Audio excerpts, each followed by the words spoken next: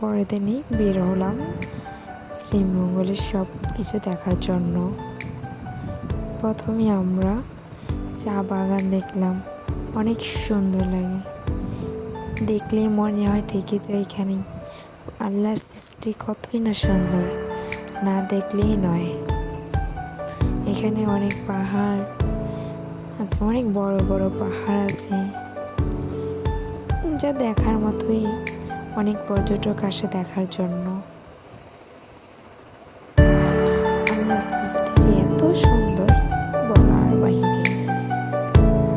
তারপর আমরা সারাদিন ঘুরলাম, অনেক মজা করেছি, খাবার খেলাম, ভালো আনন্দ করলাম।